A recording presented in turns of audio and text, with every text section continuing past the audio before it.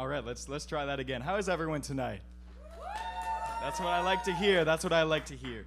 So I just want to say a big old thank you to all of y'all taking time out of your night to come, watch these youths' movies that they put together.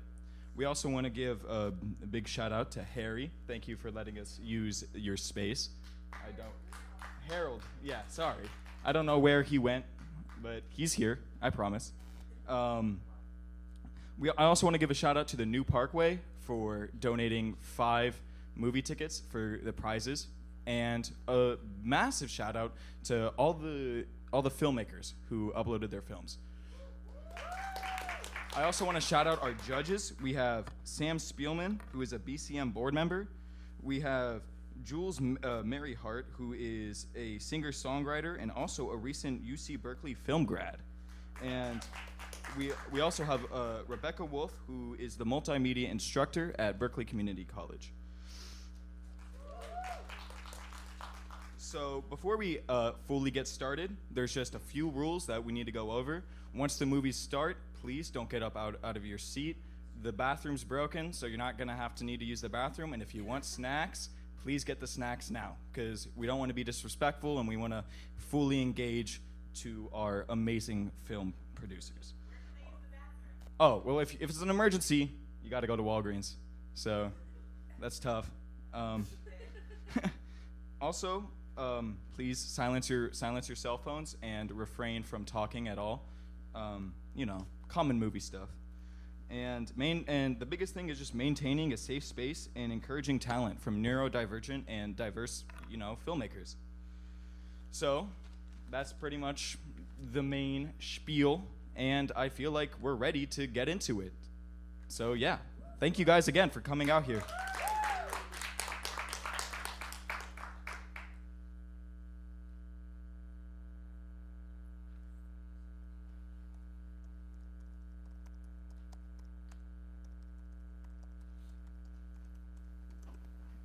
Jacob.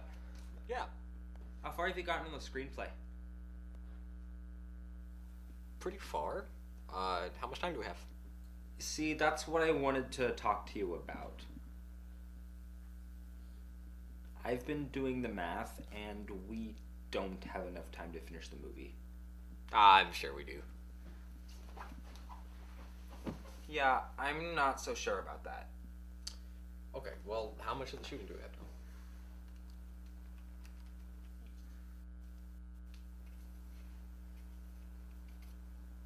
None. Well, fuck it. Wait, hold on. Okay, listen. There's still a chance we can get this in. I'll make it quick. I've got a window to jump out of. We start over. We write a script that we can actually shoot in the allotted time frame. That way we can focus on things that actually matter, like cinematography and moral value. You know what? Fuck it. Wait!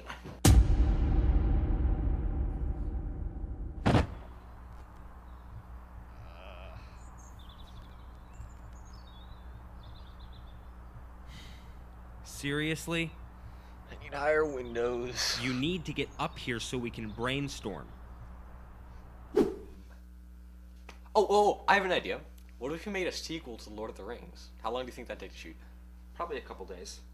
We don't have that kind of time. Okay, well, what if we made a thing where we, travel to the past and we can go to, the Cretaceous to get footage? And how do you expect to do that? We'll figure it out in post. No!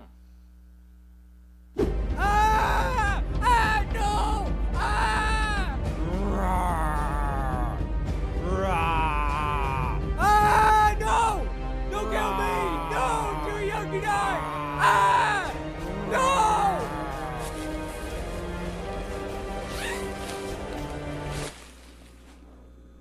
This isn't working. No. What else could we do? Oh, how about a Western? A film about a bank robber or something? Yes, let's do that. Alright, we can do this the easy way, or we can do this the hard way. I know you got money in that bank, and I want all of it. Nothing? Hard way it is, then. You know, Sam, I think this is just a little bit too violent. Oh, I know. We can make some sort of action movie. It's over, Mr. President. We've disarmed all the bombs. You're bluffing. I know you're bluffing because the bombs are still online. And all I have to do is press this button and goodbye Times Square. You think you and your little team could handle that? Maybe not my team, but I can.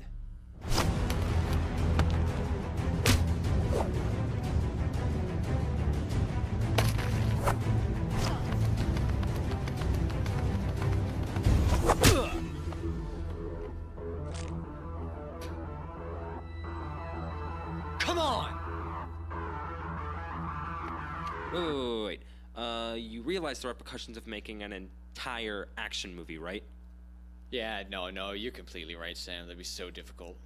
Let's scrap it. Listen, we need to come up with something less action heavy. How about a drama? Yeah, okay, let's do that. Father, after 18 long years I have returned from the war. Yet I have lost my arm. My son, you've returned. I've missed you so much. My son. This acting's so bad, isn't it? It's awful. Let's try something else. Yes. Damn, do you have any other ideas? No, I can't think of anything. Unless we made a film about us brainstorming crappy film ideas. But aren't we already doing that?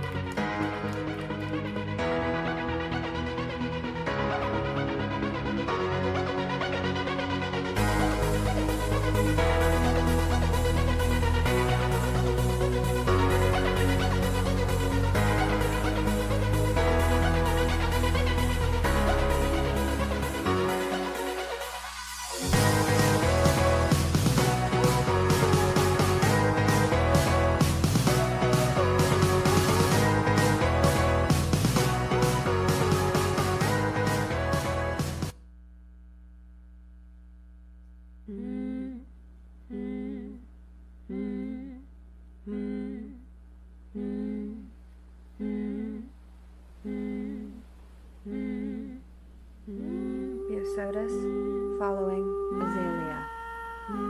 Homesickness, claim to know. Why we like sunsets.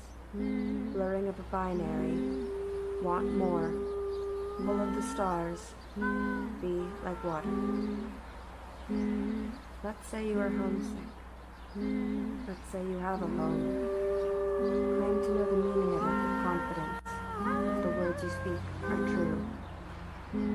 Speaking of the question of why we like sunsets, it doesn't seem too far from the phrases, blurring of the binary and the want for more. It is an in-between, a fleeting transition that never exists the same twice. It is far away and untouchable. Is this the more that you are looking for?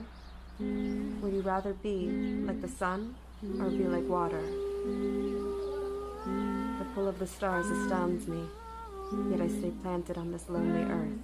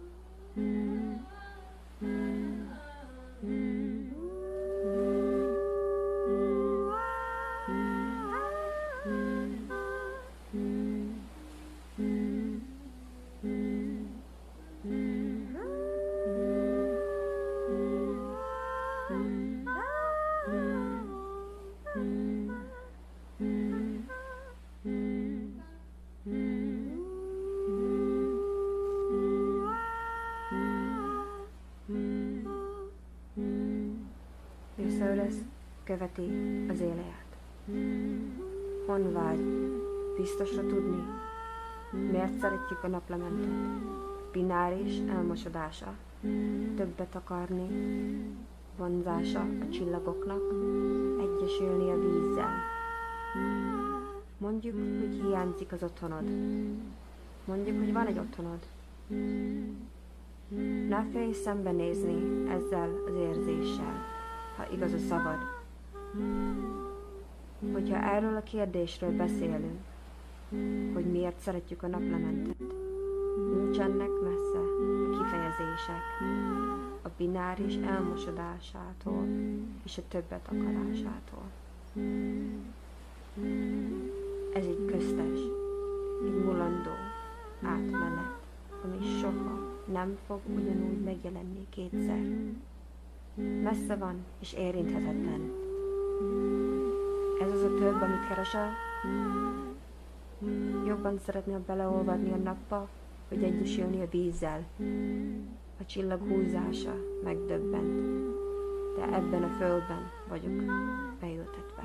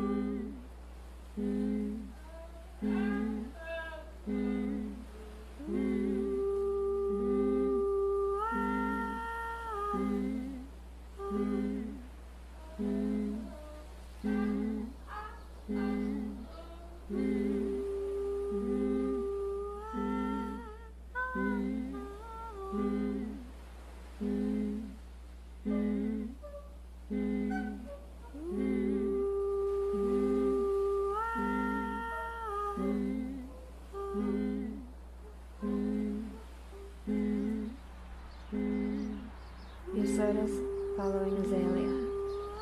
Homesickness, knowing for certain why we like the sunset.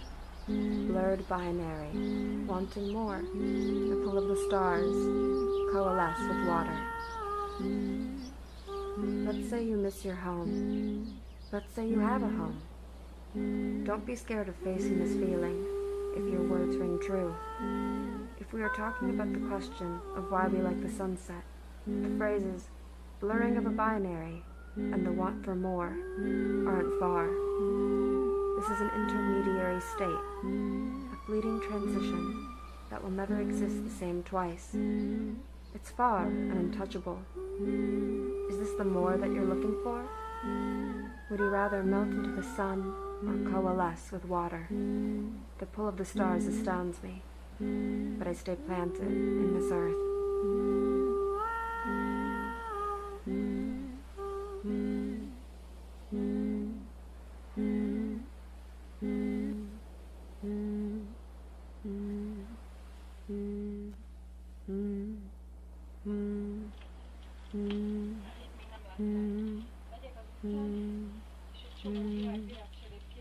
Komolyan?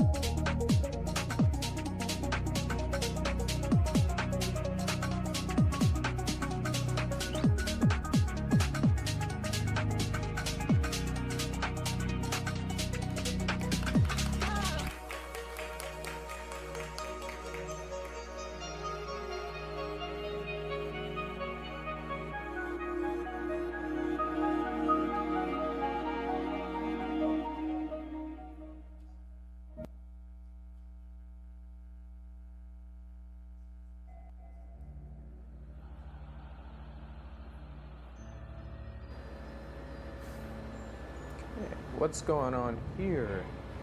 Hold on. Is this real? Oh, people actually think the Earth is flat. Hold on. This is outrageous. Oh no, I'm done with this. They have to know my truth. Okay, let me start this video. So, to all the people that think the Earth is flat, it's not. You know, we have satellites. It's pineapples on pizzas with anchovies. I don't know. Do you even go to school? I've spent years in college. You might even be a bachelor's degree, man. I'm a master's. Your facts aren't even true, man. And done. Now I see what you have to say about that.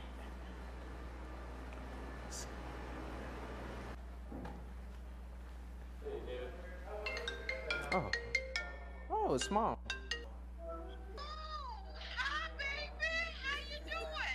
I'm doing good, you know, just working at the science office, and I also started a YouTube channel. Oh, that's good. Yeah, you know, your Uncle Lester, he told me you're up to wow. almost 1 million views. 1 million? Dang! Oh, wow, that's so, what'd you say, honey? Oh, you want to show me? Well, come on and he gonna show me right Okay, yeah, watch it. I'm seeing you. Mom, are you okay? What's going on? You tweaking? What? I'm gonna call you back. Bye. Oh God, hold on, what was happening? Dang, what? Dang.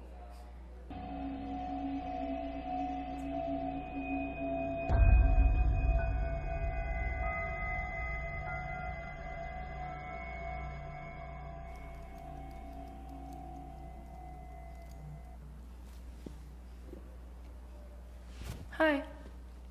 Hey girl, I'm so glad that I caught you. I'm really worried about you. There's this crazy video going around. It's on Instagram, Facebook, Twitter, anything that you watch, just stay off of it, please, because it's viral. And I don't know if there's a curse on it or something, but it's turning people into monsters. It's so scary. I thought that was fake. That sounds kind of cool, though. Having a curse on it and everything sounds kind of creepy. No, I promise. I've seen it happen. It was so scary. I don't even know if you can turn back. Just please don't watch it. I'm telling everyone that I know and care about. Okay, whatever. Thanks for letting me know. Okay, be safe. Bye. Bye. Let me check this video out.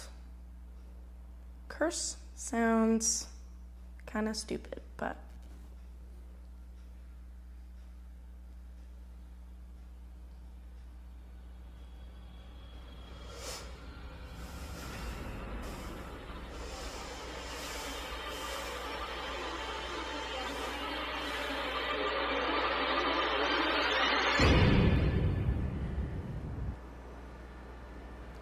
Hello? Can you hear me? Testing, 1, 2. Yeah, this is apology.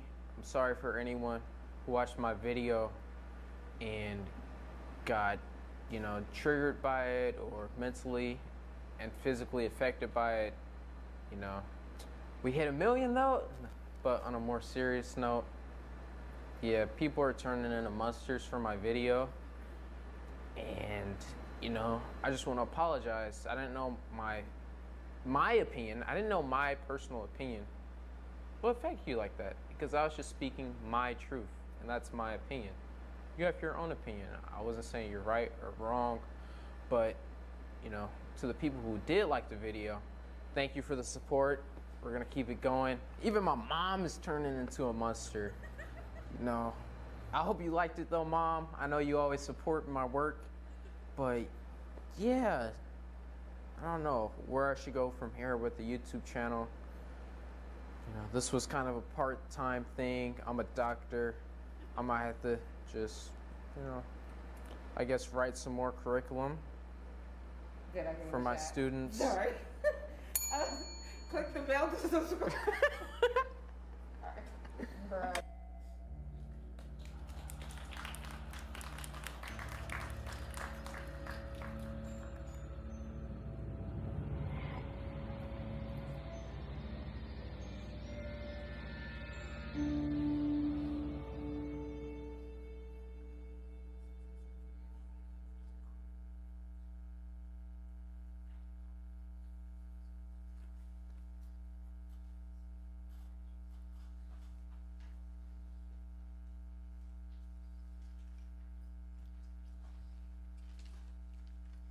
All right, can we give it up for those first 4 films?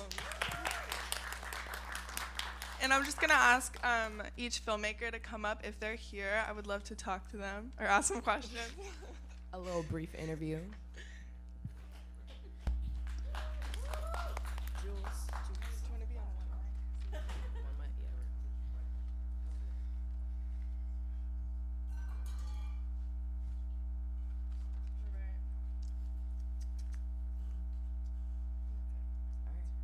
Okay, so the first question I have for you filmmakers is, what was your inspiration for these videos? I made this film for a class originally. I dedicated to a class. I took a class on the philosophy, or not philosophy, the philosophy of water and what water means. And we had this journal, and it was this completely anonymous journal, and we each had to have this flower pseudonym. And I just really liked it. I really enjoyed the process of having this anonymous journal, and we were supposed to each part of the journal, there was 3 parts, and each part we had to pull from previous people. So the second part of the journal is you take words from people who made their journal entries in the first part, and then you make your own journal entry based on those words. And so that's why it was kind of a word collage. And then when we took the class, it was a comparative literature class, so it was a lot about translation and taking pieces from different countries, different languages, and translating them, and just talking about what translating a piece means and how it effectively just completely changes the entire meaning of it. And so when you take someone else's words and translate them into your own thoughts, even reading someone else's thoughts, it immediately gets translated into your own thoughts and experiences. So even just having a conversation with someone you can completely change the the meaning of what someone is saying, even if it's in your own language. And I'm Hungarian. Both my parents are Hungarian. I've only ever spoken Hungarian to them, and so I thought that I would change this journal entry of mine that was built on the backs of other people's words into Hungarian.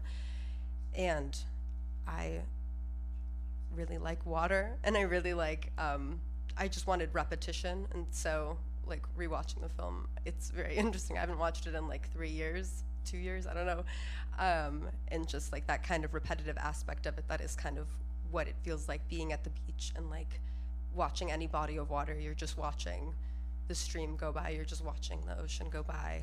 And it was just kind of this comparison between language, translation, and water and the earth, and how all of those things kind of exist all together.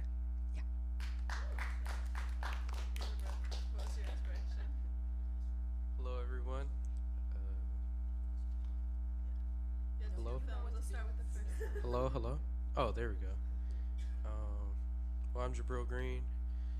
The inspiration for my film, well, Contemplation, it was the drone one. I would just say I named it Contemplation because I didn't know what I wanted to make. And that day I was just thinking about, you know, what would be cool. So I just flew my drone around and I got some cool shots, found a song that I really like, and I was just contemplating on what I should make. And that's what I came up with.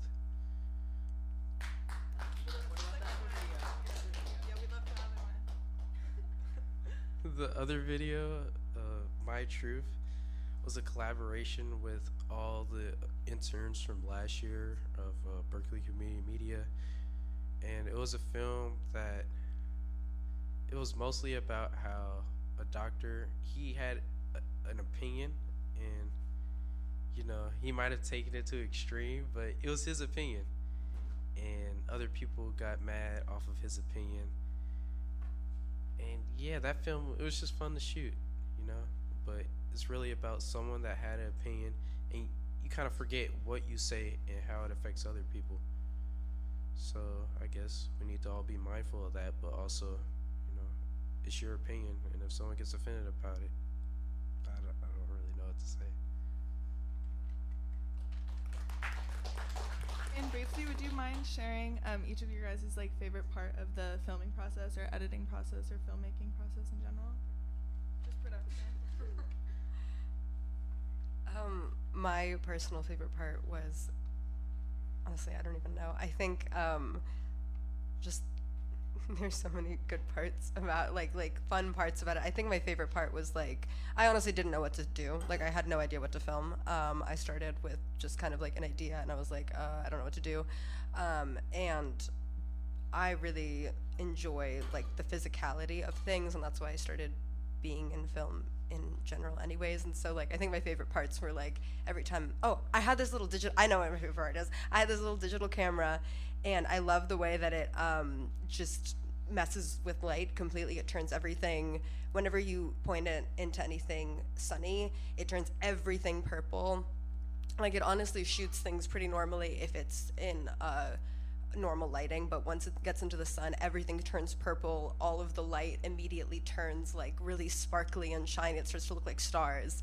And so my favorite part was like those beach shots of like the ocean. I loved filming those and just seeing what this camera did to the light. Like that's not what I was seeing with my eyes. With this camera, the way that it was ingesting the light and ingesting this information, it spit out something completely different.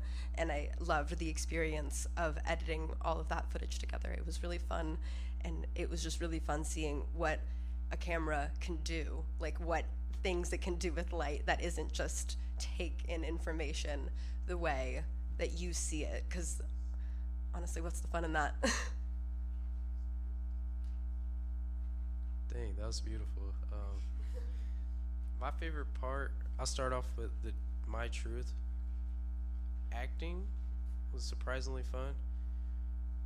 I have a tiny bit of acting experience, you know.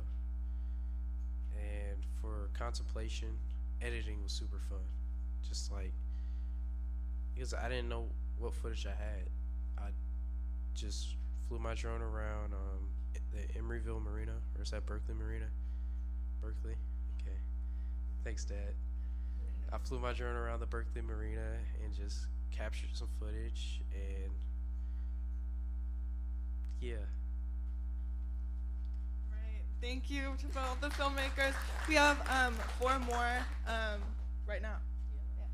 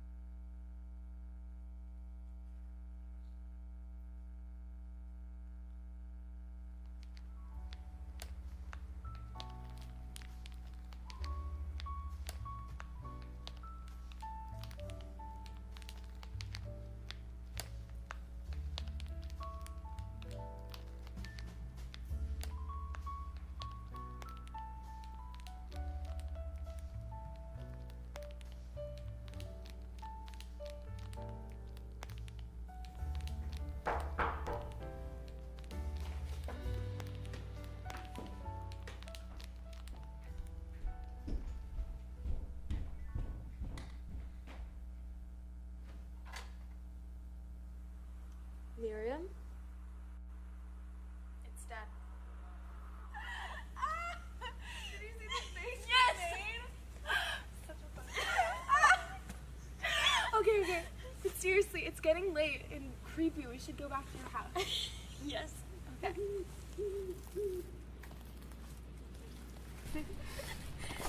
Wait. Did you hear that? Stop. That's so creepy.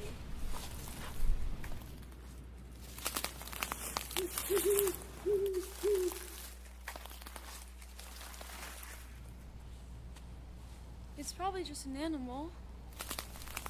Run!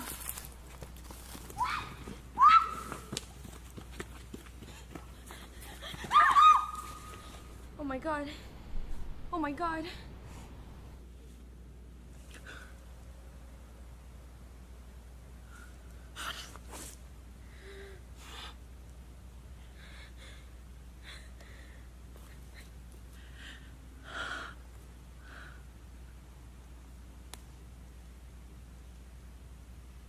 Oh my god. There's a dead body. Like, what are we gonna do? Someone's gonna think that we're the killers. Like, no. We're just out here in the middle of the woods and there's a dead person? No. The cops! Like, no. Someone must have done this to her. We need to go. No. Okay.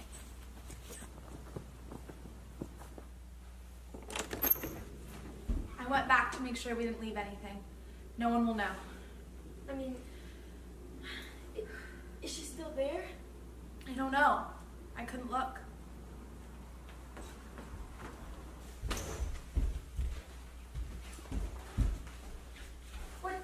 But Miriam, how'd you know we didn't leave anything there?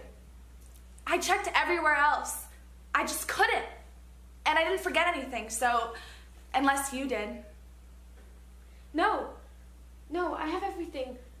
We should be fine.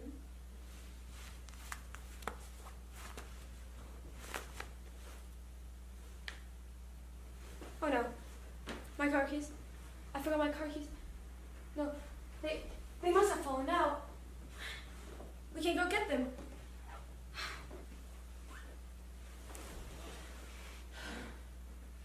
No, Miriam, we're fine. You're fine. You should have seen the cops if they were already there. Let's just take a breather.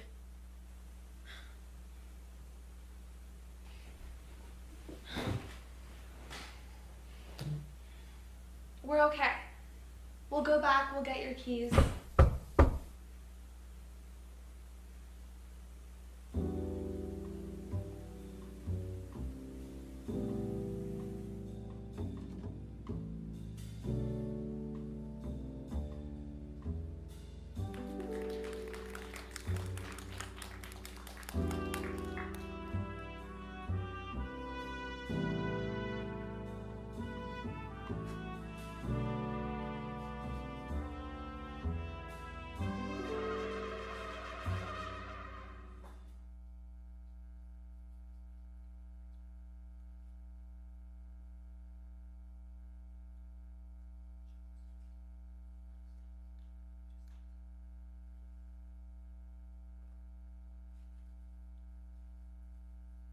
Do you like singing?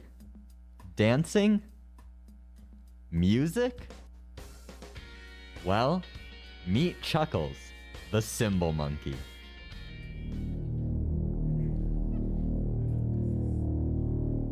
Nobody showed up to your play date? Chuckles always wants to play. Learning to sleep in your own bed?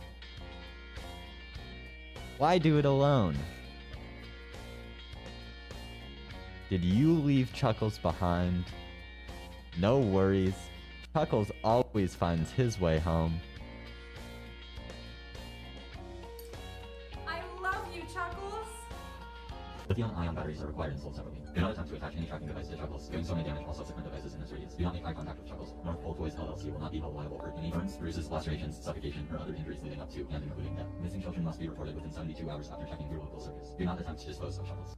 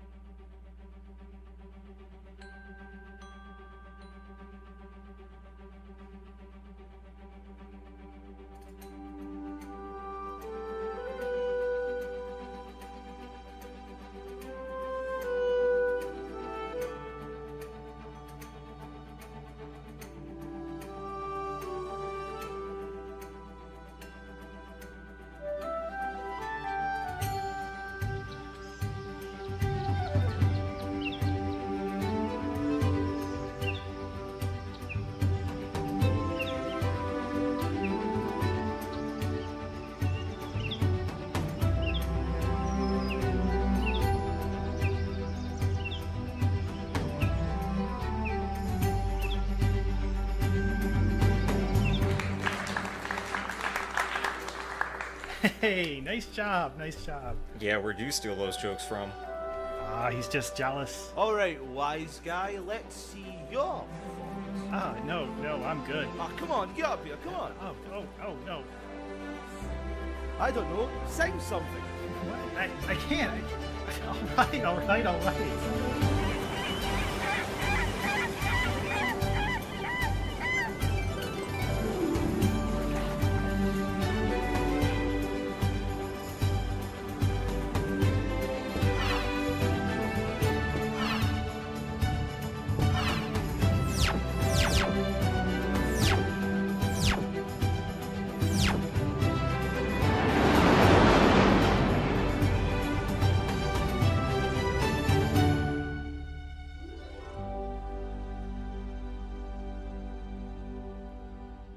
See that girl over there? Her avatar reminds me of the Vixen from the Robotron series. Wait, Vixen? What's a Vixen? It's an argumentative and angry woman, but it could also mean a sexy and attractive lady, like Katrina, the dangerous villain in the films. That's a Vixen. Oh, Katrina. Yes, I always related to her. She's really good at the self-adequacy. Wait, you relate to a character who seduces and then kills men? Is there something you'd like to share with us, Michael? No. I'm just saying she's really cool and really good at, you know... Seducing hunky spies? Well, you know, the new film opens up next week. I saw the preview to Robotron Returns. You'll be happy to know that she's in the movie, apparently. Yeah, I know. I'm going to the sneak preview on Thursday. Yeah, gotta see it in IMAX. Yeah, I will, at the South Point near my house. And I tell you, they have killer popcorn there. Better than anywhere. Wait, you mean the South Point 7? In Highland Park? Yeah, about 20 minutes by bus. Oh my god, we live in the same area. I live in Oakville. Where do you live? Outside of Highland Park. We've been hanging out together for 8 months, and I'm just finding this out now? It takes me 30 minutes by subway to get there. It's my go-to cinema. We're practically neighbors. Well, It looks like fate has brought you guys together via VR. Yeah, small world, I guess. Look, I'm free Thursday night. We should meet up and see Robotron Returns together. If this isn't a match made in VR heaven. I wouldn't go that far. You know that cafe right across the street? Yeah. What time is that preview? We can meet about half an hour before. And to think, I was in the very same room when you two first really discovered your real-world identities. I'm not really into that kind of discovery. I bet we've been in that IMAX at the same time. We may have already said hello to one another. No, probably not. I don't say hello to strangers. Well, how do you meet new people then? Well, I don't. Only in VR chat. Only avatars, right? Right. Oh, come on. You need to live a little. I am living. This is how I live. Ah, your first quarrel. You know how deep couples are in love by how they fight. Look, can I speak to you privately? Sure. Wait. If I promise to be silent, may I watch? No.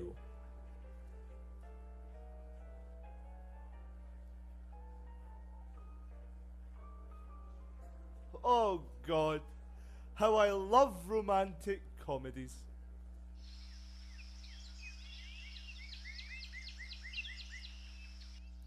Look, I'm not trying to come across as unfriendly. But you are. Well, what Vortex joked about. I mean, that's pretty much true. About talking to people here. So, other people are good enough to talk to in the guise of an avatar, but not in their real-world bodies? I do talk to people. Where? In the places I encounter them. At home? Well, sure. At school? You go to school?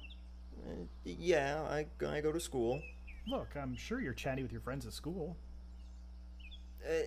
I don't really hang out with people in the real world. Do you walk around with your head in the clouds and eat your lunch at the cafeteria all alone? Well, in the library, they have the special tables. Oh, no, you didn't. You didn't just say that. How loner nerdy is that? Reading a little Shakespeare with your cheese sandwich? No, I'm building a VR world, a VR film studio. Man, all that effort to hide away and not even walk across the street to meet an actual human. I meet actual humans all the time in VR chat. I met you, I met Vortex. I'm always meeting people. After all that we've hung out and chatted and joked around, you'd think that we have built up some connection with me, some trust. Sure, that's true, and I appreciate it. I like spending time with you. Just not for real. This is real. This is a real connection. This is not my body. This is not I know that. I know. I get it. But this is the way I feel safe. Do you trust me? Sure. Then why not meet? We can be free of these avatars and hang out, just to see a movie. I am free. Here I'm more free than ever. This is my liberty. No, Mike, you're not free. You're trapped. Trapped in your bedroom, trapped in that headset, trapped in that library eating your lunch alone. You're not kidding anyone. I see why you like VR, because it's an illusion. But it's just like your vision of freedom. I may not have a huge collection of friends, but I'm not so desperate for companionship that I have to harass someone into hanging out with them. If you're so free, why wouldn't you have plenty of people to go see the movie with? Friends from your own block or neighborhood? I bet people avoid you. I bet you're that creepy guy in the neighborhood who people mutter about as you walk by, eh? Who else do you try to meet with in the real world? Is that why you come here? God knows what you say when I'm not around. I changed my mind. I don't trust you. I thought I knew you, but I don't.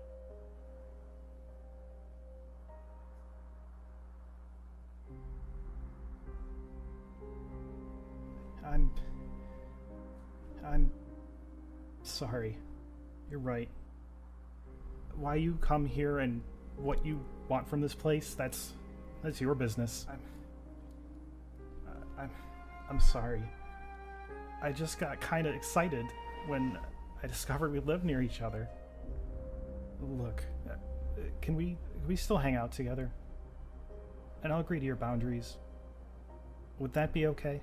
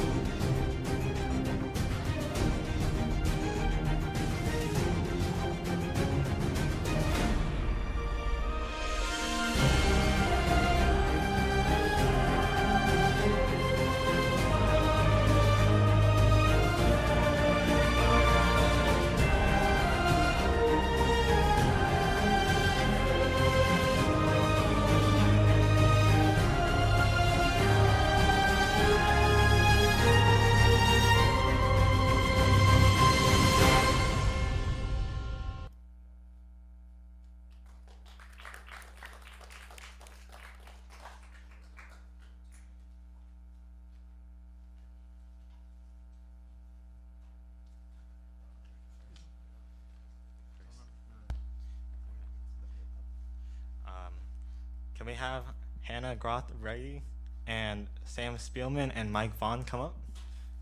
And also any of the BCM members that produced any of the videos.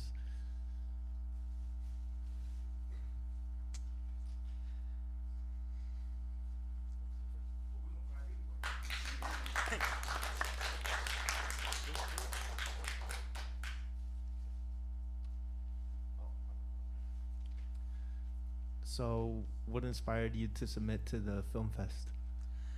So, Only in VR was a film that I made approximately, I don't know, 4 years ago at this point. It was in my sophomore year of high school. And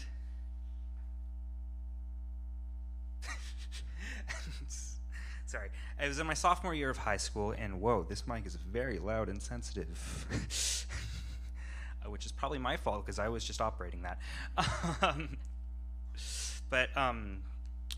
Yeah, so basically I was playing VR chat, and I realized that there was this something called the streamer camera, which is basically like a third-person camera that you can pull out and have do things. Like you can position it and stuff independently from any player's point of view.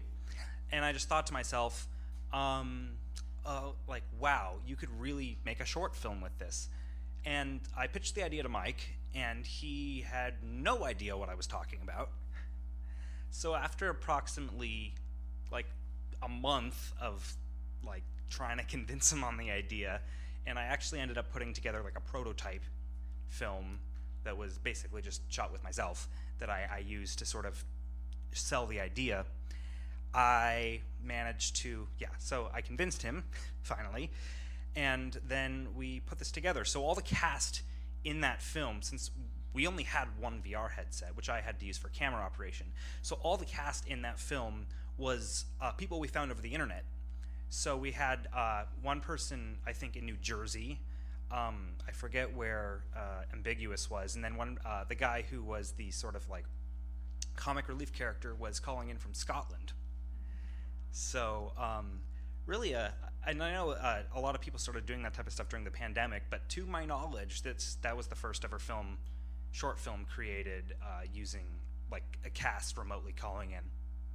So yeah, unfortunately Mike passed away about 2 years ago, but this film is dedicated to him. So. So what were some things that went well during this production, and what were some challenges that you faced? Well, let's see, what challenges didn't we face? We were trying something that had never been tried before, and there's always going to be technical issues in doing something like that. The one that stood out the most was actually the limitations of VR chat as a platform, because while they had the streamer camera and all that stuff, it was very rudimentary. Like, it was locked at a really wide 90-degree field of view that you couldn't zoom in, and they've updated it since that you can, but at the time you couldn't change the field of view of your camera at all. You also were locked to either setting it down or hand holding it. You couldn't use like a dolly or anything like that. So we ended up making a lot of use of the warp stabilizer in Premiere to get those shots, and other stuff that you just wouldn't think of. So like a lot of, in the opening sequence there were a lot of big crane shots, but none of the worlds that we were in had cranes in them, so I made an avatar that was like 50 feet tall and then just manually puppeted the camera in a world that looked like a miniature from my perspective. So yeah, a lot of weird problems, but also a lot of really weird solutions to said problems. Is there anything you would change? Yeah, I would not take a year to do it. Basically because we were procrastinating like hell during post-production. And I would also, if I were to change something, I would put a little more, I would build a world to make it in instead of using an existing one, so that we could put a camera rig in it, instead of having to use the, at the time, pretty crappy built-in camera. So. What would you say was your favorite part of that film? Favorite part of producing it, or favorite part of of like the film itself? Just the film itself. The film itself, the part where Mike just disconnects from the server. And actually, that was another technical challenge there, because we had him like teleport to the spawn point, but there was a bug in Unity where you would actually see them like flying off the screen for a few frames. So we actually did a like traditional like stop the camera, get out of the frame, start it again in this virtual space. So we ended up making a lot of use of a lot of real filming techniques like that. We shot coverage, for instance. Every angle was a different take. So. Well, yeah, thank you. Let's give it up for him.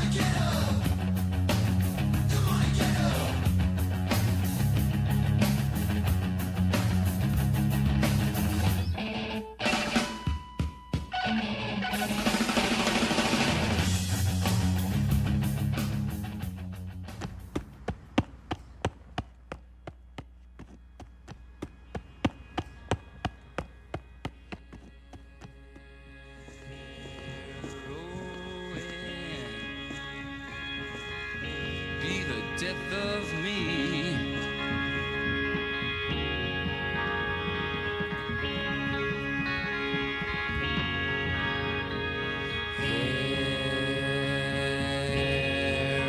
Heroin, it's my wife and it's my life because a mana to my vein leads to a center in my head, and then I'm better off than dead.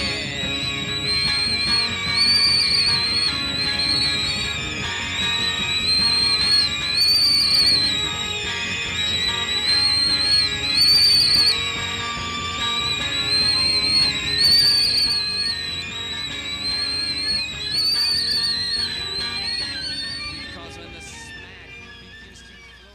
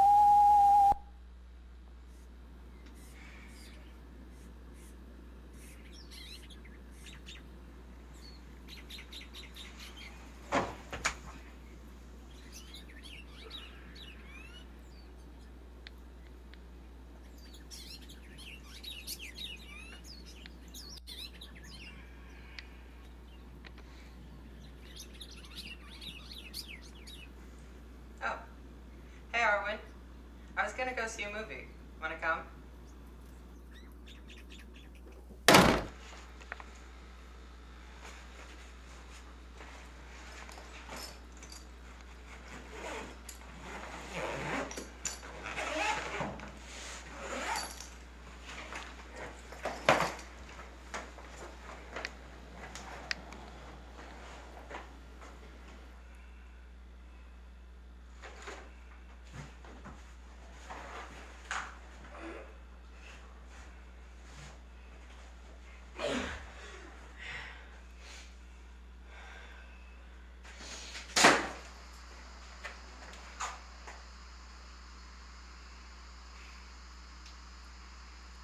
Why?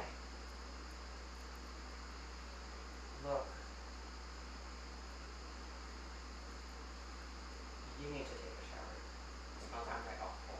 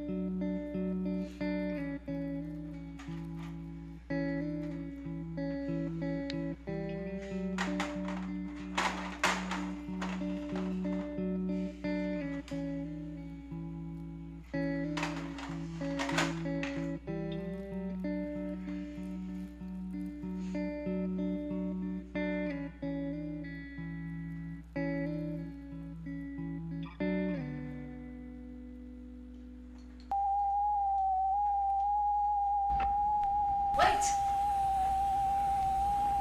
Where are you? I'm here.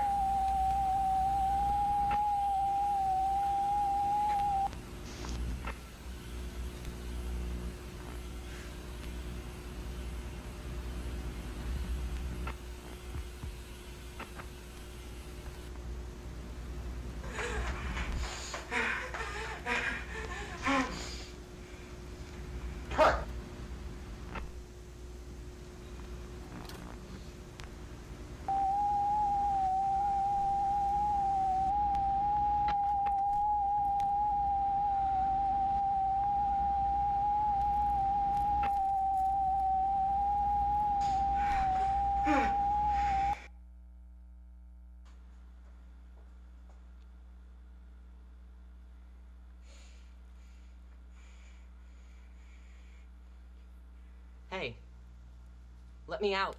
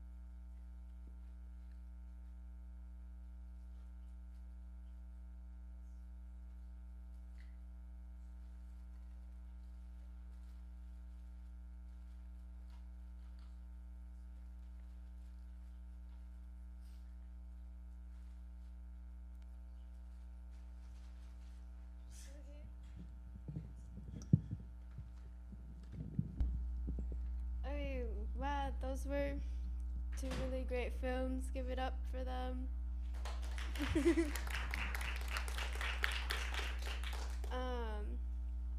So, I don't know if they're here. Eli Gabria and Len Badger, the filmmakers of those two films, we'd like to ask you some questions, but looks like they're not here.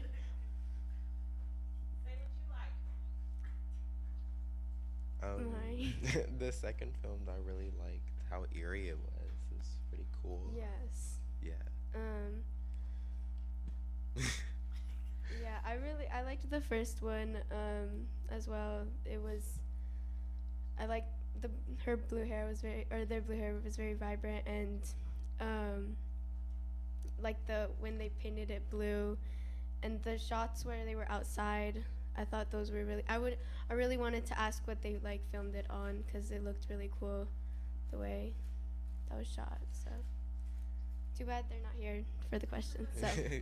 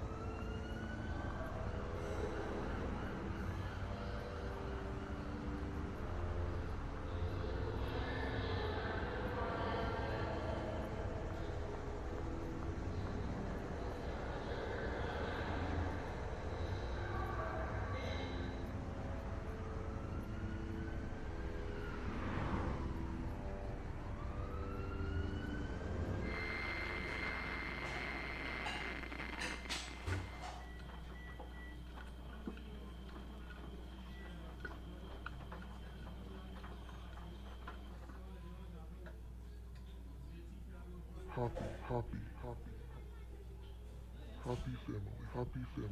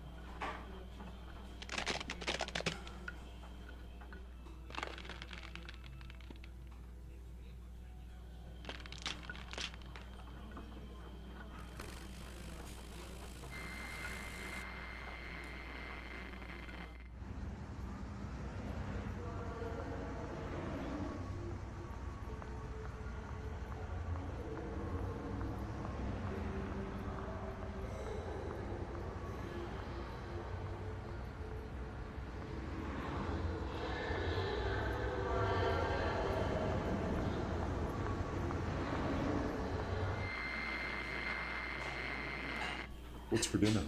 Spaghetti. Again? What's wrong with spaghetti? Spaghetti's great. Moderation. We've had a lot of it lately, it seems like. I didn't have time to make something different. Could we order something? I already made it. Great.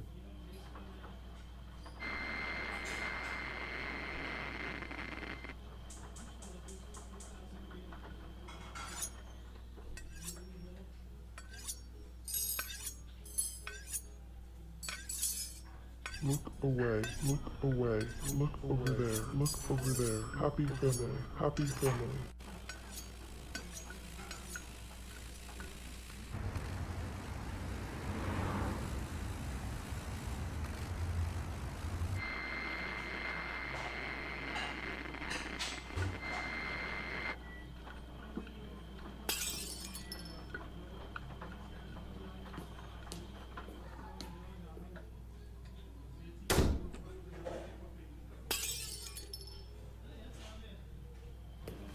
Don't tell.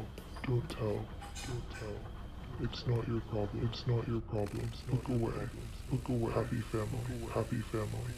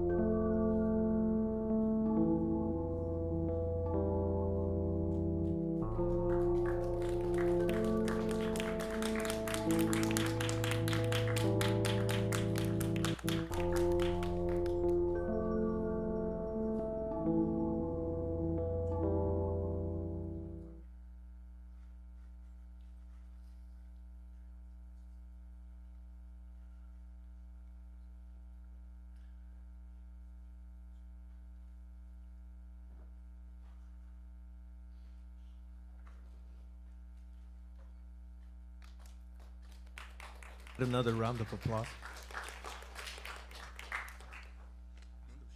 Oh yeah. So yeah, another round of applause. So is Kaya here? No. Does not look Kaya like she's Jordan? here. Oh damn. That movie was pretty lit though. Can't lie. Yeah. What about Len Badger? Huh? Oh, okay. Well then, let's just talk about what we talk liked. about what we liked. Yeah, I mean, I like that, hoary aspect, like that little, keeping you on the edge of your seat, giving you those chills down your spine type of stuff. Really interesting, and, they also, obviously used After Effects and Premiere, which is always a challenge, so props to that. Definitely feels like one of the most solid videos we've seen, especially just the quality. Quality and shots. Mhm. Yeah. Just creativity. The creativity is phenomenal with these two. And I just think that it was an amazing short film, and yeah. Let's get another round of applause for these Yeah. films, guys.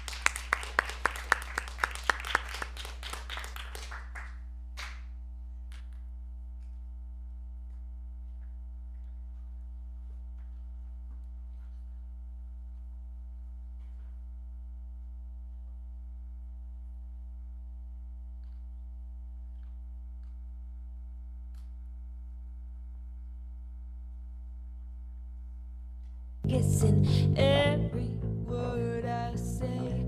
Is today the day I show my rotten heart? It's so unlikely, it's so unlike me. I'll tell you a secret if you promise to keep it. Pinky promise, pinky swear. I'll tell you a secret, come on, just swear that you'll keep it. I've never told anybody this before.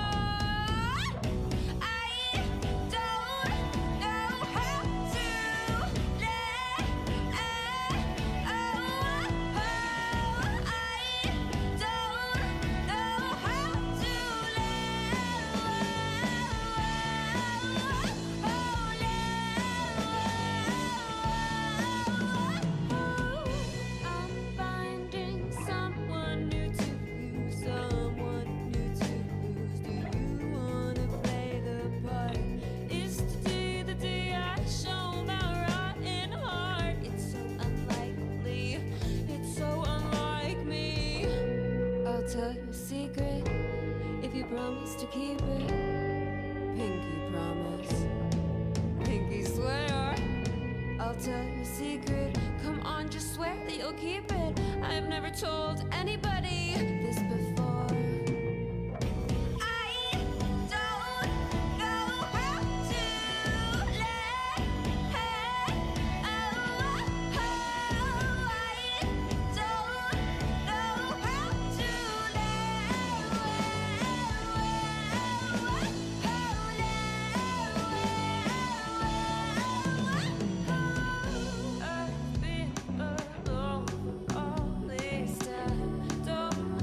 Me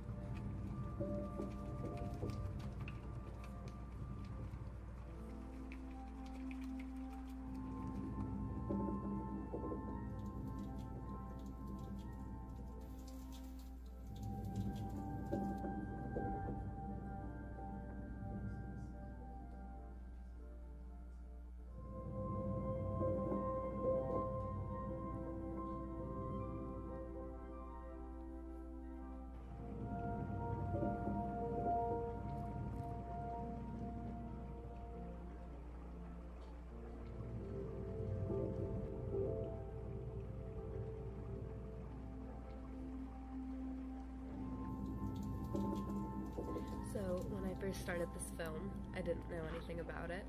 I knew one thing, and that it was going to be about my obsessive compulsive disorder. At first, it was going to be a jarring, real look into what it feels like to have OCD. It's going to be first person and everything. But instead I made this. Here's a fun sentence I found while looking for the title of this film. The main properties of water are its polarity, cohesion, adhesion, surface tension, high specific heat, and evaporative cooling. I have no idea what most of that means, but polarity is exactly the theme of this film. So now it's the title. My OCD shakes my piece on the daily, but now I've gone and made a film dedicated to the shaker of my piece that somehow makes me feel at home. Really what this film is a showcase of all the ways OCD has dug its way into my bones and become a part of my every breath. And maybe things aren't black and white. Maybe things can both be good and bad. Maybe they can be neither. Maybe they change over time in ways that are imperceptible and incomprehensible. My favorite part of experimental art is always hearing the artists discuss their work, and even though I should say that my work speaks for itself, I think I make art to connect, both with myself and those around me. So maybe we're connecting right now. Anyways, this is a film about OCD, but it's also a film about memory, hardship, connection, hope, and identity. I hope you find it beautiful. Sincerely, Julia.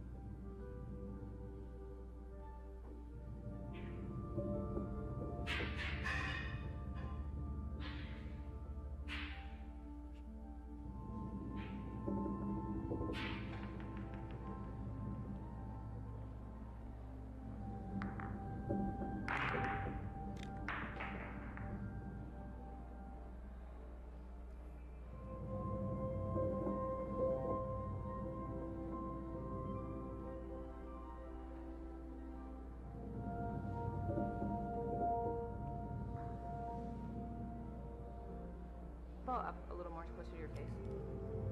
Yeah.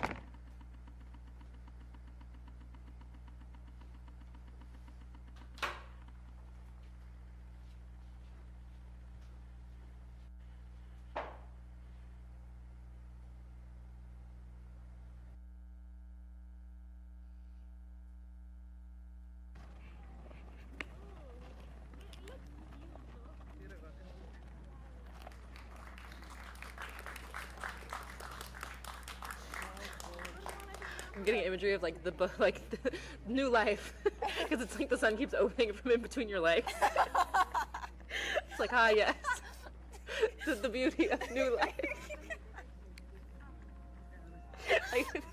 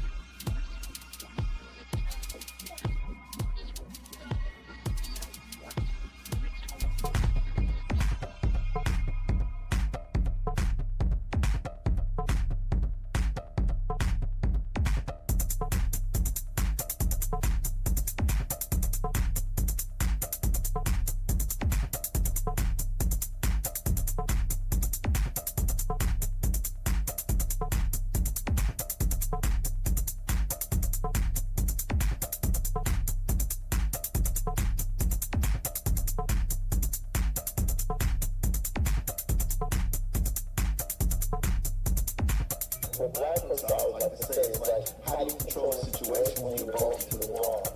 You're protecting your dynamic, and you're always in a fixed position now to the bottom. Sorry. And the other person is the active, and you're the passive. How do you control the interaction when you're in a fixed position now for passiveness?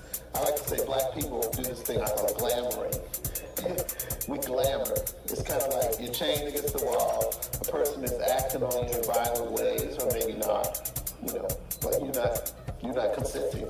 They're acting on you. How do you control that person? Well, I think what black people tend to do is we tend to mesmerize the person who's acting on us. So a lot of what we do, everything from shucking and jiving to Michael Jackson moonwalking, it's all glamoring.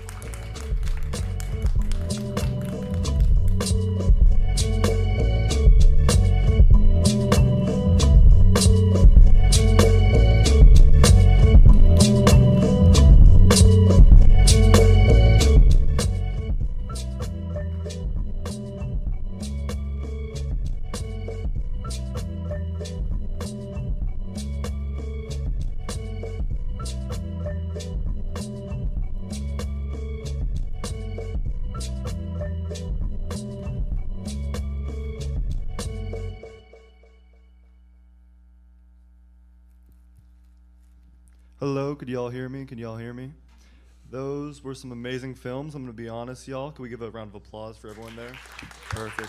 Thank you, guys. And I'm just gonna ask if the people that made those films, could they come up and, let's ask some questions to them, if that's okay? Yeah. Yeah, perfect.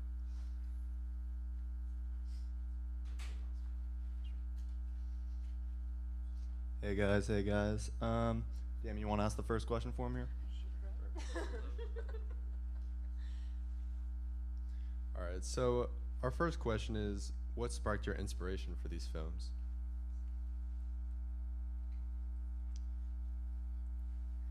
Hello. Well, I can't lie. For the film I worked on, Emma, I was working with a great dance choreographer and teacher, Miss Reza Simpson, and it was all her vision. And I was there just to capture her vision. But a little bit about the story. It's a story about Afronauts searching for their home and planet, which is Emma, and that's what the beach ball is supposed to represent. A group of travelers trying to find their home. And with that film, the main theme of the film is it's trying to speak on black displacement in the Bay Area and just how we go through that and how those people, they're just searching for their home. So that was my inspiration of the film.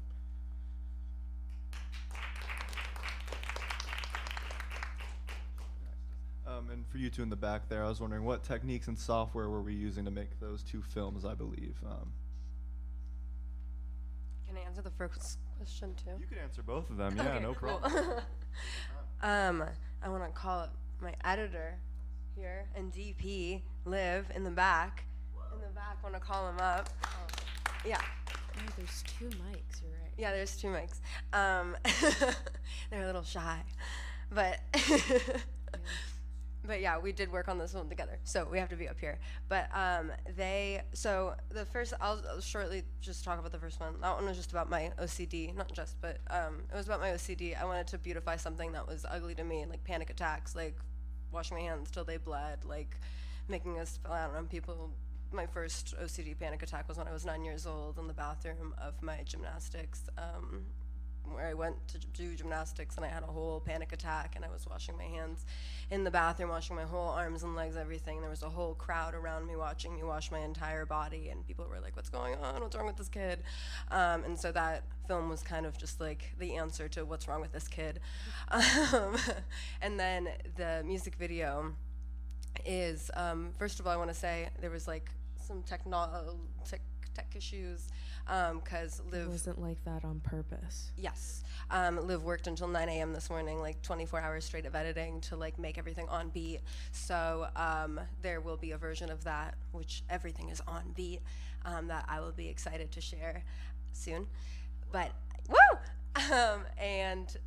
Yeah, for that one, I asked Liv here to be my DP. They're my best friend. I made this song called Secret.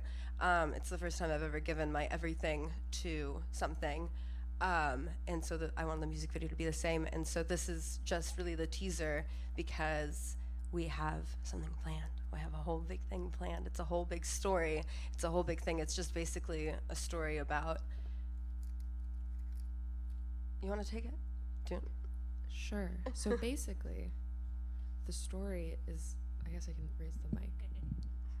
The story is simply put as somebody who wants to kill love. And so creating a Grim Reaper kind of version, how that's Grim Reaper's death. This is kind of like a figure that's supposed to be like love. If there was kind of a similar being, and there's this princely character that's coming to slay love, which it seems kind of almost bad, which is a part of it. This kind of complicated feelings with something that has so much duality to it, like love, which is why it's kind of scary, but then at the end love embraces them even though they know that they were trying to kill them. So it's rich for metaphors and stuff, but yeah. Yeah, and yeah, I wanted to say also the gear question. We used for the first one, it was just like, I forgot exactly what camera. It was like some Panasonic, whatever camera, just honestly bought it off of eBay. You could probably just use your iPhone and get better camera quality at this point, because it was years ago. But for the music video, we used a Sony A7S Mark III, and Liv edited it on Final Cut Pro. And yeah, but just the idea of slaying love, very well put, Liv. Jabril, would you like to talk about your techniques and software that you used? Yeah. Well, I'll start off with software. The software that I used was Premiere, and the camera I used was a Sony FS5 and a Sony A6400, and of course I used a drone, which was a DJI Mavic Air 2. But yeah, and let me see, techniques. I mean, there's a lot of roll of thirds and a lot of stuff I wanted to play with. One part I really enjoyed in the film, now that I look back at the edit, is when they're tumbling down the hill, and I don't really know what was supposed to be happening here, but just like the dancers, they start off laughing, right? They're happy on the top of the hill, the explorers, and then when they get to the bottom of it, they're crying, and that's all the direction I got. They're gonna tumble down the hill, start laughing, and then crying. I'm like, okay, how do I put that in the film? I was like, oh, it has to be a one shot, and I don't know why I wanted it to be a one shot, but I feel like because I made it a one shot, you could just see them tumbling into despair, literally. So, and yeah, there's a bunch of rule of thirds and stuff like that.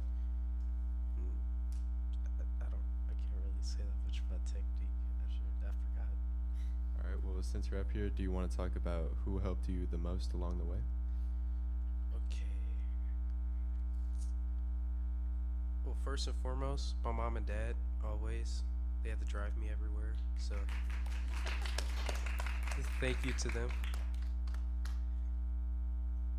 Secondly, I gotta give a shout out to David Flores. The first shots of the film, that was like at 5 in the morning, but I think we got there maybe at like 4.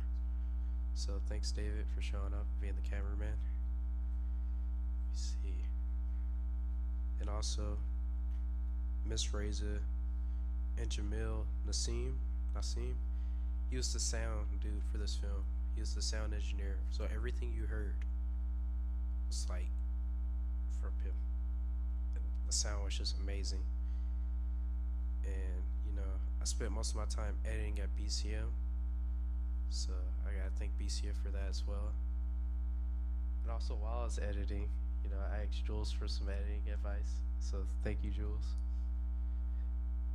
And yeah, I mean, it was just an amazing opportunity to work on a piece that was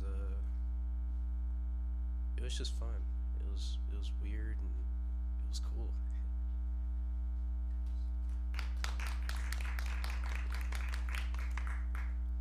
And would you two like to talk about who helped you the most? First of all, I want to say, Jabril, incredible film. I thought it was incredible when he came to me asking for editing help the first time, and it's still incredible. It's amazing. I love it so much. It's amazing. It's so good. But when I want to talk about who helped me the most, this it'll definitely mean a lot more once it's out and everything is done. But I want to shout out specifically 3 people. Liv, for one, the person who helped me the most. They are my DP. We co-directed it. We came up with the story and everything together. It was a long, arduous process, taking over 3 months. I'm not a narrative filmmaker, as you can see.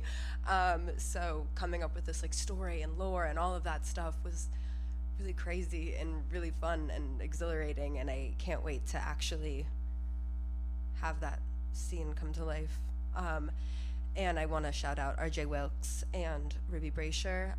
We went over to RJ's house a couple times over the course of a month, and we built and sewed, and we made this mask out of paper mache, and like we put all these sticks together because I was like, I need this creature to have a wing, just one wing of sticks. And so we went to Marin and we went stick hunting, and we found all these sticks, and then we twined them together, and then we made this whole structure, and then we had to put it on, because RJ played Love, and so we had to put these wings onto RJ. We're like, how are we going to do that? So there was this foam, and then we put the wire in the foam, and then made this whole harness out of just foam and wire. Literally no instructions on how to do that on the internet. If you look up how to make wings out of sticks, nothing comes up. So that was fun.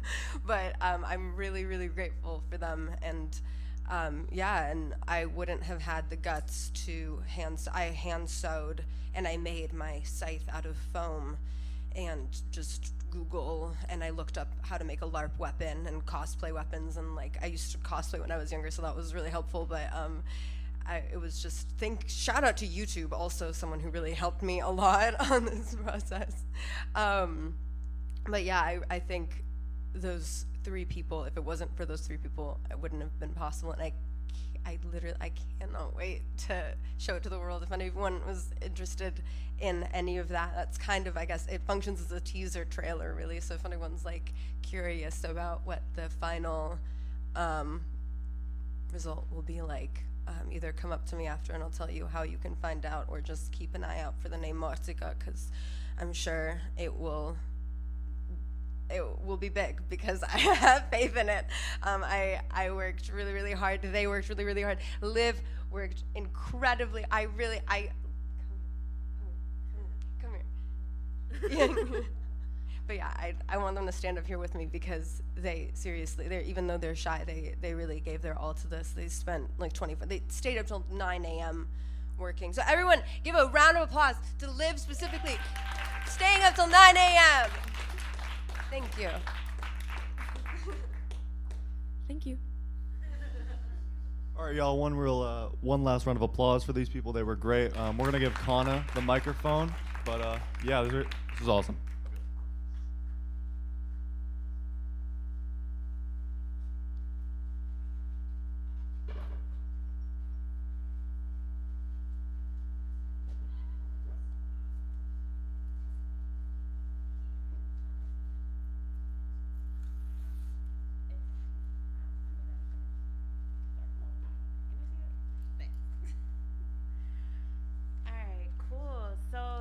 Shout outs to all the filmmakers that came up here. Let's give everyone a round of applause. So my name is Kana. I'm the Director of Education at Berkeley Community Media. Very excited, very proud of these interns and all the work that they've been putting in this year. This is the point where the audience gets to vote on their favorite film. So if you came in late or you didn't get one of those little cards, raise your hand. Did everyone get, okay. So they're at the front. Can we have, yep, you got it, Will. Thank you so much. It's pins. There are pins right there, right in front if they need them. Pins. So let me tell you, so the films again, I'm just gonna run through them for your memory, your memory's pleasure. Okay. So the films that were voted on, some of these were showcase films, so you're not voting on those. They were amazing, and they were brought forth by actually some of the judges. So we will not be voting on those, but the films we are voting on are Contemplation. That was the first film, beautiful drone shots. You saw a lot of water, and that was by Jabril Green. So that was an amazing film. We have Malintundu, and that was the noir film that we saw, and that was really beautiful by Hannah, who wasn't here today, but she's also an intern, and that was the one where they found the body in the woods and was trying to figure out what the heck went on, and if she left her car keys. I really hope she didn't. Then we have Chuckles. Your fun-loving monkey. So interns worked on that one, and they found that this monkey was really creepy and cringy, and they decided to make a PSA about how something so, you know, I don't even want to say cute and lovable, but creepy can be someone's best friend.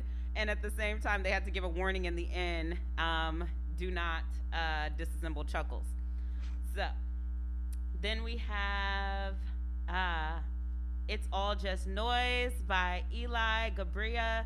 And that was the one where you kind of saw the two stories come together of what kind of noise interruption, mental interruption in the brain can look like. And so you saw some beautiful outdoor shots as well. Then we have, what else? We have V Room H Mate S. I don't know how else to say that. We're trying to figure it out. Is it Room Hate Mates? We don't know. But that's the one where Lynn Badger had the really cool experimental, and it was looking at the two folks in the house, and it was trying to figure out, like, I was trying to figure out, was one like made up? Is one, you know, one was harassing or bothering the other one just wanted to seem to like get away from them, like pack their luggage and go. And then we have My House Is Mine, Kaya Jordan. And this is the one where you saw really beautiful 4K shots, and it was sort of like the house and kind of looking inside the house of the different things that are going on in the house, and it was shot in that big open field or parking lot, it looked like.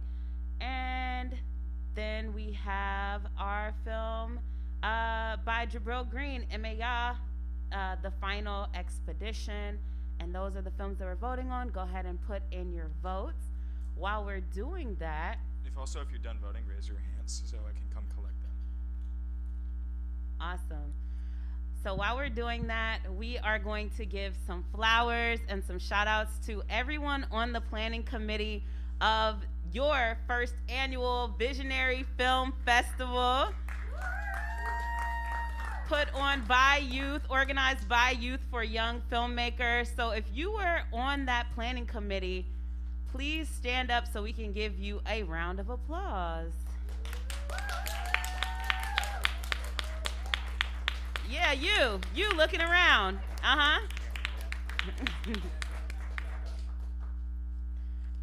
All right, so folks are on camera, so I'm not gonna call everyone up at once, but I'm gonna call a few folks up and ask them to talk a little bit about the planning process, because this was a huge undertaking and took months and months of planning. So really proud of folks. And so since Will is already up here, I'm gonna go ahead and call Will and Jabril to the front. Thank you. So I guess I'll start off. I'll say some things. So this was like a really, really fun and insightful experience, and I'm really glad to have been able to share it with not only people that I feel close to, but like I didn't know some of these people, and I've gotten close to these people. So I feel like not only was this experience, this internship in general specifically, just good to teach me skills about movie production and everything, but it really gave me this sense of like community, and it gave me this sense of like everyone is here to support each other, even when you don't feel like even if you feel like you're not putting in a lot of effort, or you feel like other people may be doing a lot more. There's also the like I feel like everyone's effort is also equally respected and validated. Awesome. Thank you so much. I want to ask you this question because, you know, we built this from the ground up, and I also want to give a shout out to Melanie, because Melanie helped to give me some guidance around doing this film festival. I know that last year the interns put on a film festival called March Mania, and we switched it up a little bit.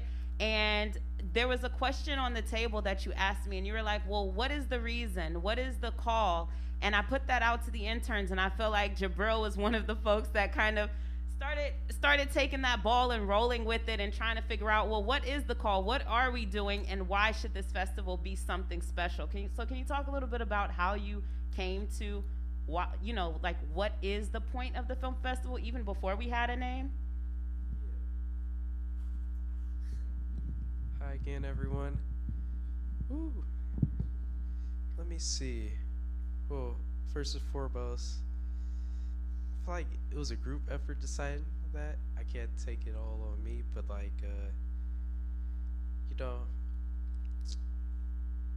that's a tough question. Well, you were talking about like the young filmmakers part. Oh yeah, I'm gonna get to it. Okay, you got it. Well, really, I have to take it back to what I remember from last year's March Mania Film Festival. That was a film festival, bless you, that we had, and we just got to put in just all our films from all the BCM interns films into a festival. And then this film festival, we were just thinking, how can we make it bigger? So here at the Visionary Youth Film Festival, we wanted to create a film festival where youth under 25 could submit a film, because as a filmmaker myself, I don't know a lot of free film festivals that I could submit to and just get to watch it here. And we really wanted to be accessible for filmmakers and give anyone an opportunity to submit a film. And I think that's what we accomplished here. And it's something I really appreciate, because right now I'm trying to submit Imaya to a film festival. I'm not going to say what film festival, but it's like $40. And I don't have the money right now, but some might say $40 isn't a lot, but it's a lot for me. And just being able to submit my film to this film festival and watch it with all you wonderful people was nice. So I feel like we really accomplished what we set out for this film festival to be, accessible and for the youth, and giving us a space to show our films. Now I know 4 people out here got $10. Okay, I'm just kidding. Thank you, giving y'all your flowers. I appreciate you. Yes, thank you so much. All right, cool. So next we are going to bring Ariel and Dame. Come on down.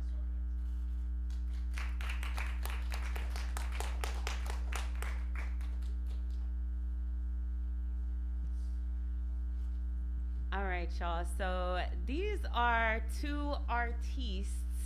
One, and I feel like some folks really kind of step into, so it's all kinds of different roles and all kinds of different personalities, and I think that was the cool thing that maybe Will kind of touched on around like the group aspect.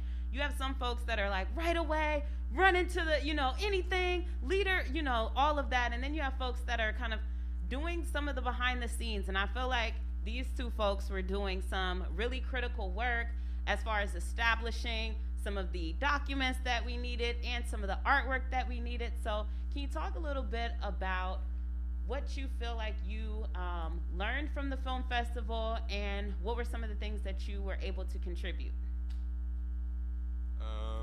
I think putting on this film festival, I learned a lot about how to put on a big event like this, and how to actually make things from the ground up. And I contributed I made the artwork for the flyer that went out to people who wanted to come and view the film festival. And yeah. Nice. Was it collaborative? Did you just come up with that? Yeah, it was collaborative. We, everybody in the internship kind of brainstormed ideas and color palettes, and we ended on the flyer we have now. Yeah, Damien did a really good job on the flyers. Dante also did some digital editing on some other flyers when we were wanting people to this film fest, and I helped by like printing them out. I spent a lot of time with Mahari and like Maggie and Mia. We would go to the school and like print them out, and like one of the times we printed like it was like a couple hundred copies, and like went everywhere like putting them up all over the school and stuff. It was really fun getting to work with this group of people, and like everyone's so creative, and like all our creative minds working together came up with something really cool. So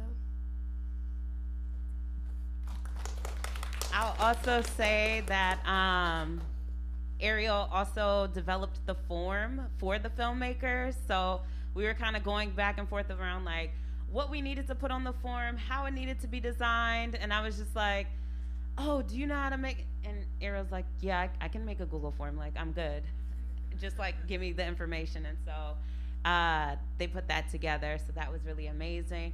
My last question for y'all is, what do you think the next group of interns coming along, like what do you, if you could tell them anything, what would you tell them just to inspire them in taking this legacy on?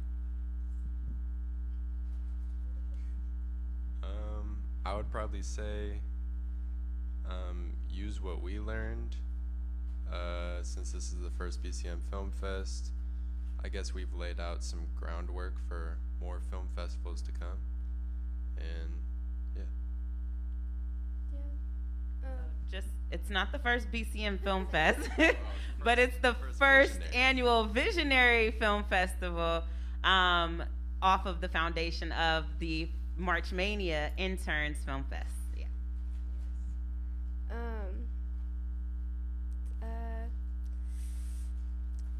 I mean, I just hope they also come up with a cool theme.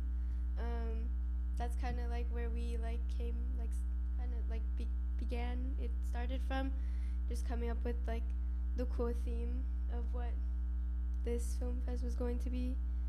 Yeah. Thank you so much.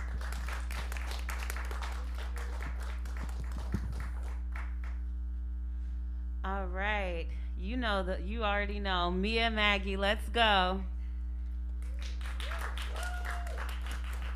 Can we get someone on camera 1 and 3? Thank you. All right, I feel like I don't even need to like ask questions. I feel like you'll already have something interesting to say. So, ooh, okay. It's a spider. So, thanks for letting me know. I don't do. All right, you go that way. All right, so Mia and Maggie are sort of like a dream team. Missing an M in here. Mahari, come on, Mahari, come on. We can't do the M's without you. I'm sorry.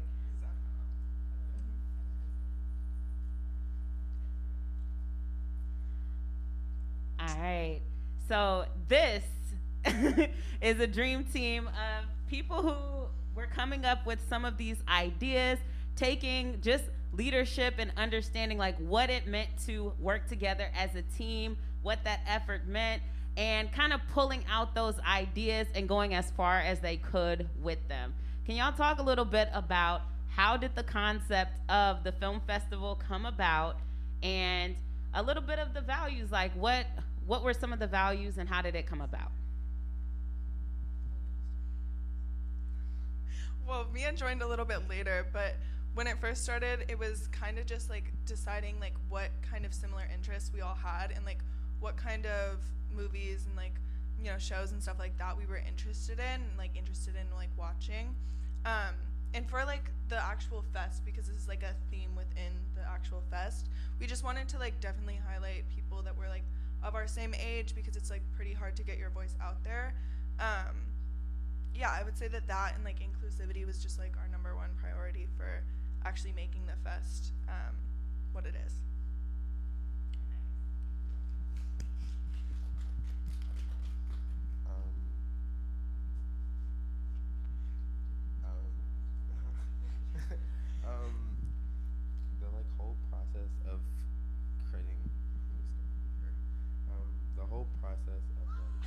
of making the film festival come about was like Maggie said. Oh, sorry.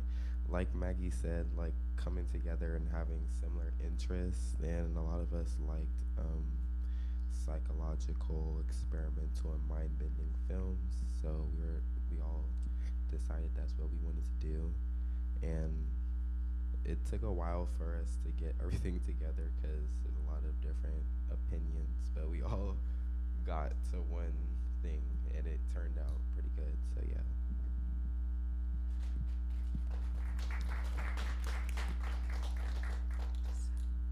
Okay, like Maggie said, I joined a little late.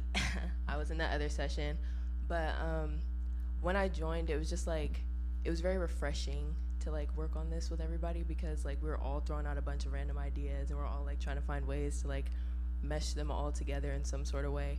And I'd say like the people the planning committee was like a good group of people, because we all had pretty similar ideas, and we all were like very enthusiastic about it. And I feel like this was like the best people to represent youth, I guess. We're like a diverse group, and we want like a diverse group to submit to this film festival. So I think like the people reflect this film festival well. So that's kind of like what made it what it was. All right. No, you're not done yet. You're not done yet. Because I know you're also going to tell it. So, as I mentioned before, group work can be very refreshing and fun, and sometimes you show up and it's just you and you're looking around like, where is everyone? What happened? Did we all take a long lunch? Like, what's going on? So talk a little bit about what the challenges were and how you feel like the group worked to overcome them in order to get to this finish line, because it got rough sometimes. I would say that like for the actual like attendance problem, I would say that like that was a hard part, just because like we had kind of a core group of individuals that would come like every single week, and then that kind of became the planning committee. And there were certain individuals that didn't come, made it like a little bit harder. But in general, I would say that like the biggest like problem or like challenge when we were like working as a group was like deciding on like little things. Like we would have like 30-minute, 40-minute discussions about colors and like just things that really didn't matter in the long run. We would really get hung up on, because we are all teenagers and we are gonna fight each other a little bit. But overall, I think it went pretty well with the group. And I would say that we had this like some great people.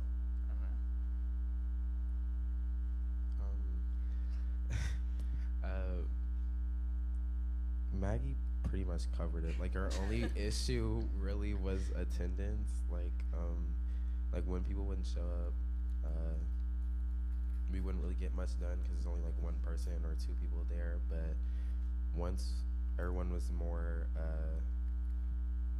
consistent with showing up, we got everything done.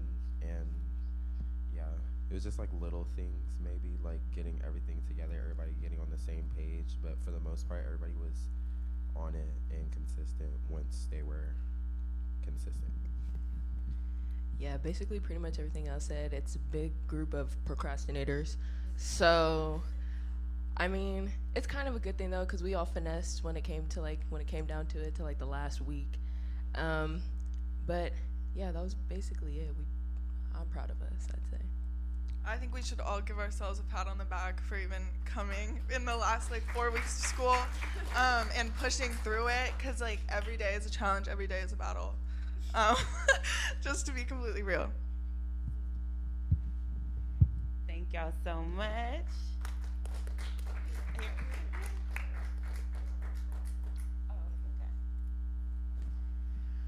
All right, let's get Dante up here, and let's get Martine.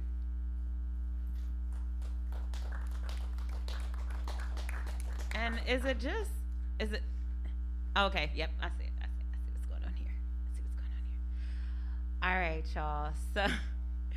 So first of all, I'm just gonna have to say this because it does not go without stating that I don't think Dante missed a single day. I just like, can we give Dante a round of applause? Because Dante was there every single day at the time designated to be there. And it was like, even if I wanted a little more time to like take a little break or like get things together, I'm hearing knock, knock, knock. And I'm like, okay, that's Dante. It's time to get started with internships. So thank you so much for being sort of a North Star when it came down to it. I really appreciate that. So to Martine and Dante, talk to us about just, you know, you were sort of kind of came to the Visionary Film Fest, right? And you were also, you know, leading on some graphics pieces. Why was it important? Why was the name process so important for the group? And what was that like?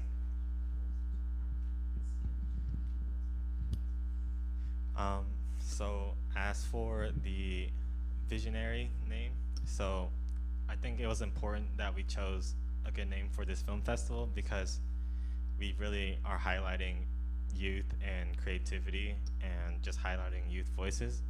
And we were kind of like trying to search up we were kind of like trying to brainstorm what would be like a good name to represent that.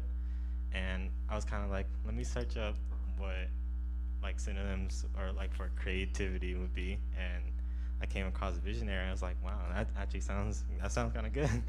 So I was like, how about we do Visionary Film Fest? And I think everyone seemed to like that idea. So I think that kind of brought it together a little bit. Yeah, I feel like that was like the first thing we had to figure out, just the name, because that's like one of the big parts, and we wanted it to reflect on our purpose as well. And when we figured out the name, we were just like, yup, that's it. Like, everybody stopped arguing, and we were like, yes. Yeah, totally. And just taking it another step is like, I know that folks are saying that they wanted youth to be involved. They said they wanted accessibility. There was a time where they wanted the words to kind of drip down off of the word itself. And so folks were like, well, youth, there's a Y. I think you were offering that. So folks went back and forth between a few different ones, and people really wanted it to be something that spoke to young people, talked about going forward. It was really important. It was probably one of the most critical pieces. And once we got the name, you're right, everyone stopped arguing. Even though we had some small details that needed to be worked out, I feel like folks felt like they could stand behind that. And that's so important in group morale. I talked a lot about sort of the consensus building process. And so, yes, we did spend 30 minutes talking about colors, because if someone was there and they were like, I don't like that color, I don't like the name, you're just gonna have someone, a teenager that's sitting there, and they're just gonna be like, no, I'm on my phone. Like, I don't care. This is not my festival. Like, it's not for me. So we have a logo now. Talk a little bit about this logo that you designed, and Martine, you can get in there with like the process of color. What was that like, and what did we land on? So I designed our Film Fest logo, and I also designed the award certificates that are going to be presented soon. But yeah, but I'm just like grateful that I was able to contribute something like that was pretty meaningful. I've done some graphic design work in the past, and so it's cool putting it to use, you know. And what else did I say? I lost my train of thought, but you can start with the color. So like the color, we did argue for a bit, you know. It was between a couple of colors, honestly, and we just wanted it to be perfect. And I feel like we got close to perfection, especially for just a big split of people, because it's a lot of us, and we all wanted it to be like part of us, you know, or else we wouldn't be interested, and we would have just like not tried to do anything. And I feel like that's a big part of why we took so long on like everything when it comes to the logo, as well as the color we chose, just because everybody wanted to be included in this, and it just showed that everybody was really into this, even though not all of us could make it to the time, like the meetings, but life happens. We're seniors. We knew like eventually some of us would stop coming, but we're here, and that just shows that we really were like mature enough to be like, let's do this, because we really want to set this up. So thank you so much. All right, let's get Zane and Talia. Whoop, whoop.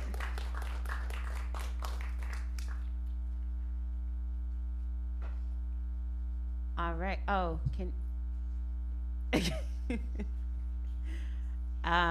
okay. So Zane, you almost didn't make it, and I told you we were gonna get at you this whole time about this because he thought he could leave us and attempted to leave us and then came back, but I'm so glad you did. And you said, when I come back, I'm gonna go hard. Don't even worry about it. I see what y'all have done and I'm gonna show up, and that's what he did.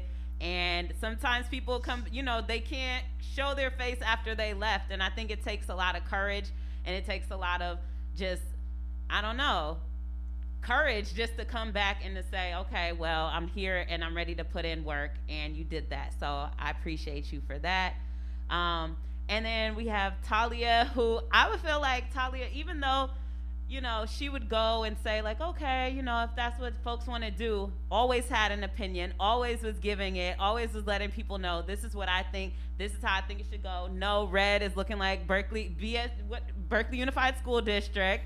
Don't give me that. We need something that looks a little different, something that represents us. And so really gave those opinions. So talk a little bit about the group process for you, what it meant to show up in that space, good, bad, ugly. I felt like this group for me was like a great chance to be able to collaborate on something that we were kind of creating from the ground up. Like this is the first year that we're doing this now, hopefully annual film festival. So it was really up to us to make a lot of decisions that you don't always have the chance to make because you're building off of something that other people have already created. So I felt like that gave us a really unique opportunity to work together and like just create something completely new. And I feel like with that comes a certain amount of compromise that you have to be like able to be okay with, but then also it's super important to give your opinions because like Connor was talking about, like you want to be happy with the final product, and if you're unhappy even about small choices that may seem insignificant, then you're less likely to be putting your all into it. So I think it was like an accumulation of all of those small decisions. Yeah, no, I'm gonna keep it short and sweet. I was not here that much, but when I came back, I gave it 100%. Dante, I just want to say you were my boy. You were here every day, and I aspire to be like you. No, but the truth is I wasn't here as much as I should have been, and I feel kind of bad for that. But when I came back, I saw the group was putting in the work, and I don't know, I have a lot of respect for these people here. So the group was definitely my anchor. I don't know, everyone here was great. Awesome. So I know you have some awards that you are going to present. I just want to, before we finish, just give you a sense, because if you have not put on a film festival or are just unaware of all the different things that these people did, let me just run down a few of those things for y'all. So they were designing the logo, designing the flyers, came up with the purpose of the film festival, came up with the values of the film festival, came up with the forum to create for the film festival, did outreach for the filmmakers, did follow up with the filmmakers, received the films, viewed the films, worked on tech support, developed the, we had 2 promo videos that they created and developed and put out there to promote the film festival. They decided on tickets, what that was gonna look like. They reached out to venues, they reached out to sponsors, they created sponsor letters, they delivered these letters to sponsors, they followed up with them, and then they're here tonight running the tech and putting on everything for this film festival. So it's a completely youth-led, youth-ran film festival. So let's give another round of applause for all of them. All right, let's get into these awards. yeah, so now we have awards to acknowledge all the hard work that so many people put into these amazing films that we just had the opportunity to view. Yeah. So we're just gonna get straight into it. For the best mind-bending film, we have Emma Ya. Emma Ya, please come up here. Sorry to invite you back up here again. I know you've been running back and forth, but Just stay. Yeah, perfect. Let's hear one more round of applause for this amazing Thank you, Jabril. film. Okay, moving on to Best Psychological. So these awards are highlighting the key components of this year's Visionary Film Fest. So moving on to Psychological, the Best Psychological film of this year is presented to V-Room. V-Room? Where you at? Connie, you can take that.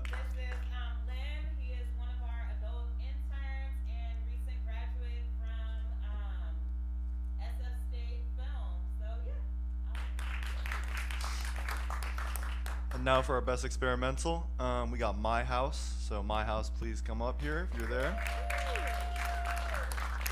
Connie's gonna go 2 for 2, I guess. Connie, you could take that there. Wow, you're doing great. Oh my God. Yeah.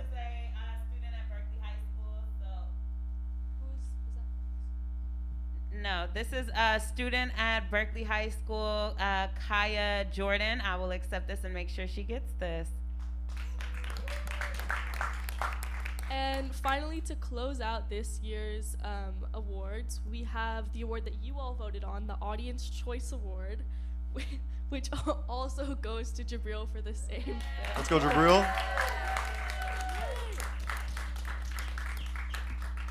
Amazing. So we were gonna have you, if you want to do a short acceptance speech, but also know that the interns were reached out to different businesses to try to get prizes, and they were able to secure movie tickets from New Parkway.